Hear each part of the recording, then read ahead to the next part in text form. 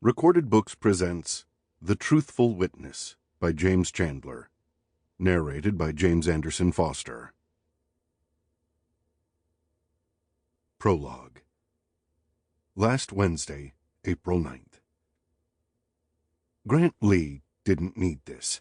Yesterday he had finished the grueling murder trial of Mike Brown, heir to the Ukrainian cryptocurrency exchange, whom Lee had charged for the murder of his father-in-law and benefactor, Maxim Kovalenko. Brown, defended by Sam Johnstone, had somehow been acquitted.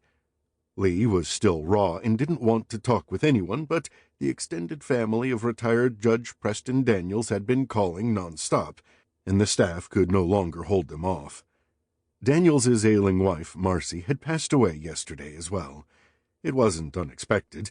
She'd been ill for some time, and Lee suspected the calls stemmed from a grieving family looking for answers he didn't have.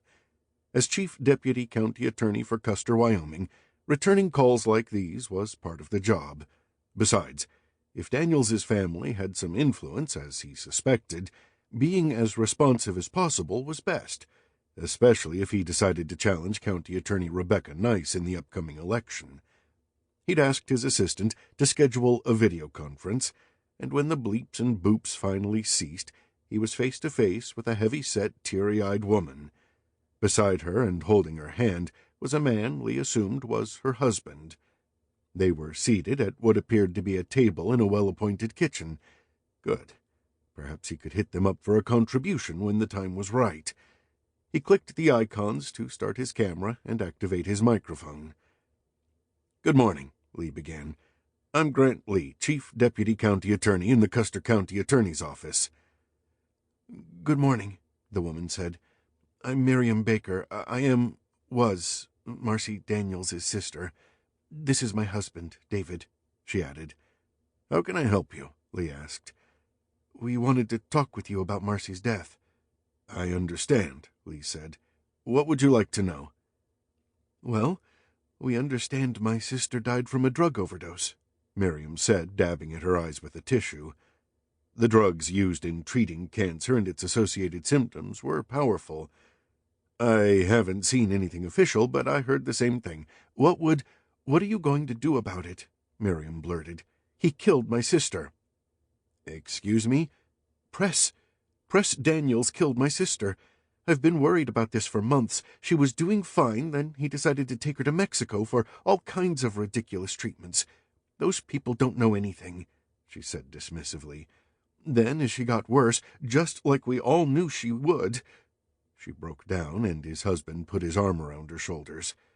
When she had composed herself, she continued. "He started saying things like, 'She wants to die with dignity.' Well, we were smart enough to know what that meant. We tried to get her to leave, to come out here to California to stay with us, but she wouldn't." Lee watched as Miriam loudly blew her nose and wiped her eyes. When she had taken a deep breath and appeared momentarily composed, he asked, "What would you like me to do?" "Arrest him." Lee shook his head in what he hoped was an understanding manner. "I'm afraid that's the job of the police," he said. "I know that they routinely do—" "I don't care about routines," Miriam said.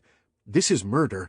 There are no routines. Get the law to do a proper investigation, and you'll find out he killed her to be rid of her." "That is a very serious allegation," Lee observed, "and one that would be decidedly difficult to prove." "Mr. Lee, my wife is not a hysterical woman," David said. "I can vouch for everything she's saying. Well, toward the end there, I think he was exhausted and hopeless, and I think he just decided they'd both be better off with her dead." Miriam wailed, and Lee felt his stomach tighten. "Okay, let me do this. I'm going to talk with the medical examiner and the chief detectives." "You already know what he's going to say," Miriam scolded. "Talk to Press. He'll tell you he killed her." Doubtful. "Okay," Lee said, looking at his watch. This hadn't gone according to plan. "Look, I've got a meeting here in a few—" "One more thing," Miriam insisted, holding up her hand. "Yes?" Lee tapped a pencil on his desk.